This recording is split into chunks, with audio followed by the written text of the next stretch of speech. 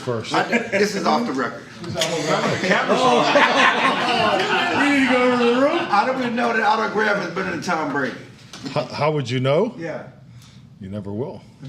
Thank you. Yeah, you never will. David. David Moore, Dallas Morning News. I guess we'll be asking you this all week, depending on your answer, but what will Dak do this week? Do you have a better idea now? What will he be conditioning most of the week, maybe throw late in the week? How is that set up? Well, I mean, he's been conditioning, so he's been able to do that, I think, after the first week. So he'll just continue on the path, with the cardiovascular. But, now that he has the stitches out, I mean, the next step is to get the swelling totally out of the joint and the thumb area. And then, to start to build the strength, so he can grip the football. That's the next step. So really no timetable at this point until the swelling goes down to where you can kind of start the clock on throwing and all of that. Do I look like the timetable guy? So. You like an orthopedic surgeon? Clarence Hill Forward Star Telegram. Tyler was telling us today about how Peters is molding him. He talks to him. Did you guys know that he was such a teacher and molder of young offensive linemen when y'all was I think it's an excellent point. I think you really never truly know until you get the personality of the individual here, and he has such an even killed demeanor about him, Jason. So I think he's a really good fit, for Tyler.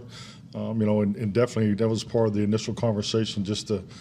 Not all, obviously come and, be a part of our football team, but, the ability to take a young guy, and not just Tyler either. So, he has seen it all, he's done it all, and I think it's awesome that he's sharing those experiences. How much more does he get this week? We'll see. I mean, we won't get a whole lot of work today. Obviously we're in a walkthrough here this afternoon, and then we'll do a shell period. So we'll just do like we did last week. I'll get to Friday, see how he's doing, see where he's at, see where his conditioning's at, watch him work, and then we'll set a plan from there. But he came out of the game okay? Yeah, he came out clean, yes. Okay, thank you. Mike Todd Archer with ESPN. Can you talk about the change in schedule, getting back late on Monday, and how you work all those things? Yeah, definitely. I mean, it's I think the biggest thing you learn, throughout your career, because I wouldn't have did this 10 years ago. But I think you understand the travel stress on everybody, especially the players. I mean, today's schedule is most importantly about the players, but to give them the opportunity to get their bodies back, but also try to keep the coaches on a pretty consistent schedule and path, going into the game. So we spent early we took some time in the early part of last week, let the players work away from us on Monday. They're off Tuesday, and part of that design was so we can complete the Giant prep, and we're able to get onto the Washington prep at the end of last week. So we travel a lot. Our 3 division games are on the East Coast, so we usually have a headwind coming back. So all those things factor, and it's. We talk to these guys all the time about hydration, nutrition, and sleep, and I mean, I'd be a total hypocrite to come, get back at 4:30 in the morning and think we're going to line up and go get it today. So I think it's just being smart and trusting the numbers, because at the end of the day, that's what it comes down to. And we have good information, and I think the players do a good job giving us feedback. So all that goes into it. Mike Jory, Epstein with Yahoo Sports. You've talked about Michael Gallup, wanting to see a little more from him. He talked in locker room today about needing to feel a little more comfortable. How will the short week impact that? And does that hurt his team? Yeah, I mean, it won't be just as much of what we do on the field. Obviously the guys that did not play Monday night, they'll be able to get some work. You'll see us really get through the first, normal D&D today and third down, particularly, about half of our third down packages. But, tomorrow will be about an hour and 30-minute practice. But the guys that need the individual work, there'll be some pre and post practice go on tomorrow. So that's where we'll fill the void. Scott. Skyler Dixon with DAP. When you're on a little bit of a roll and you've got an opponent that's been struggling, how do you fight the human nature to maybe let up a little bit or lose any urgency? Well, I think the first part is we're not on a roll yet. We're just getting started, so I'm not concerned about that, those are good challenges to have in front of you. But I think the most important part that we have to focus on for ourselves is, there's things that we can be better. We talked about it today. There's always a self-scout component of the Wednesday meetings, because, Monday's usually for correction. Obviously, we're coming off of a Monday night game. So we just got to focus on being better at we can. I thought we played complimentary football Monday night, and that was really the second time much better Monday than even in the prior week in Cincinnati. And then, it's just like anything. You got to watch the tape. I saw the score of the game just like everybody else, 24-0. But when I watched the games, on the coach's copy, I didn't see it that way. I didn't think the game was clearly, and that's how it goes sometimes. But this is a quality football team. This is another division game. So, this will be a tough contest, and that's how we're preparing for it.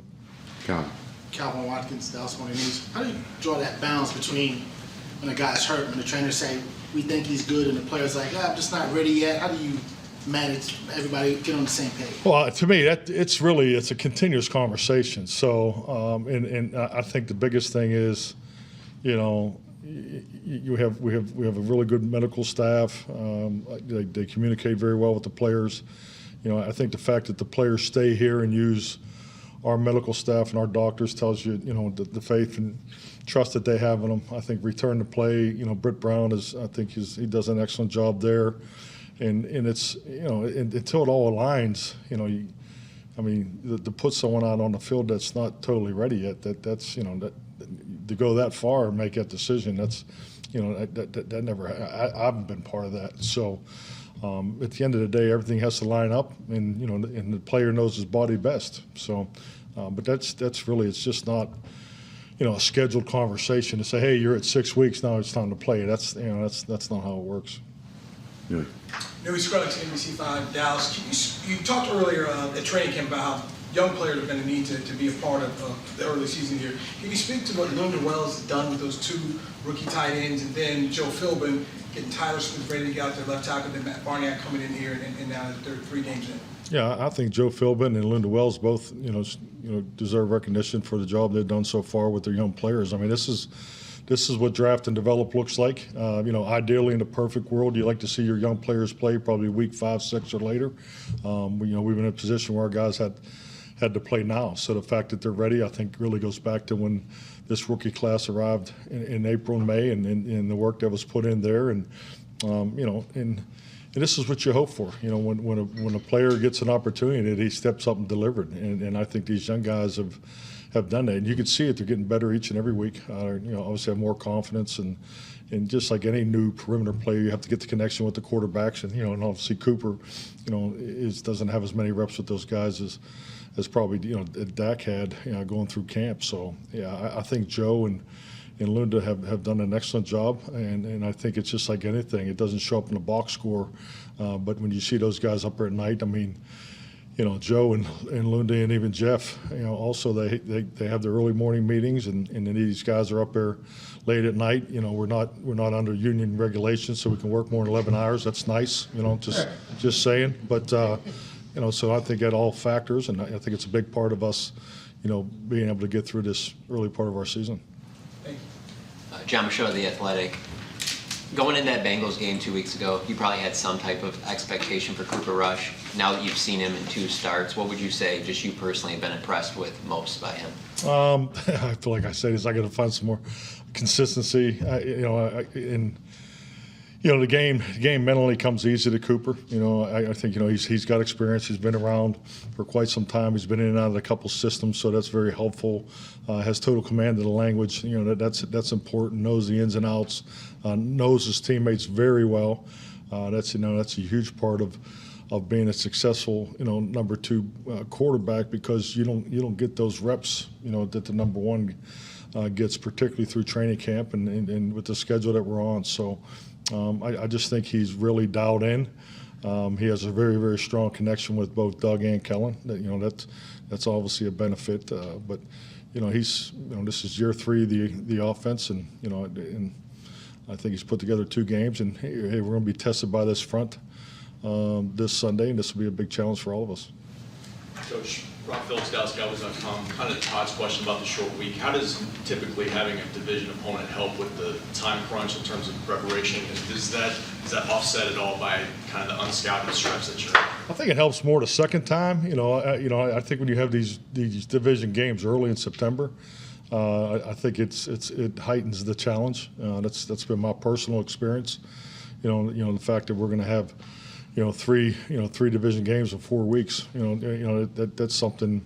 That's one of those when the schedule comes out that you point to and circle and make sure that your forecast. Because when the schedule comes out, we forecast the whole season of how we want to attack it and have options and different schedules and so forth. We tweaked the schedule for tomorrow, but just to get more meeting time because we're going to be less time on the field. So, but it does have some carryover from last year. The players that you did compete against. We have profile tapes on all those guys, so that does help a little bit. But I think when you play anybody in September, there's the unscouted look challenge, but also playing these division games early are a bit of a challenge because it's everybody's upgraded and tried to improve their 90-man roster, and I think our division foes have done a nice job of that. Hey, Coach. Patrick Walker, DallasCowboys.com. And speaking with DQ, it sounds like you guys are taking a wait-and-see approach this week with Jaron Kearse. He's been down the past couple of games. What are his odds for possibly taking the field against Washington? Don't have odds for you, but he's going to work today. The goal is to give him a full complement tomorrow, but we'll see how he comes out of the rehab part of it today. But he wants to go. I mean, I do know that. So, but he's doing well. But we'll just really tomorrow will be a big practice because that'll be the heaviest workload that we have of the week. Brad Sham, Cowboys Radio. Following up on John's question about Cooper, we all know his personality is what it is, but have you noticed that his confidence, there's believing you can do it. When you go several years, you don't get a chance. Have you noticed his confidence in himself quietly kind of inching up as he demonstrates that he can do what he thought he could do? I thought, I can't recall exactly what play was, but there was a point in the second half of the Minnesota game. I thought his confidence just, he made a couple plays, got going, and then obviously when we went down to score to win the game, he was a different player when he got on the plane that night. So, and that's usually how it goes. He is very, very, obviously we talk about his intelligence, but he's very, very high in instinct and awareness. So, I mean, he anticipates things very well. He has the ability to, throw early, get the ball out and anticipate. So, I just think you're seeing him have more and more confidence with every opportunity he has. He's just playing to his strengths. Sure. How similar or different do you think Carson Wentz's current usage is versus when y'all played him against the Eagles? Well, they are different offenses, but Scott Turner does use a lot of shifts and motions. I mean, he's a scheme challenge coordinator, is the way I view him. So yeah, I think there's. I would put him, somewhere in between his experience in Philadelphia and Indianapolis as far as how they use him, and I think it's just. I think it's part of that's normal. You watch a player in their past experience and try to acclimate concepts that they have experience in. Because I think like anything, when a quarterback has so many reps, the footwork and timing, the recognition, the anticipation, all the things that go into just one pass concept, you want to carry that forward the best you can. I just know in developing the quarterbacks that I had. I mean, going back, I can remember in 2008 with Aaron Rodgers.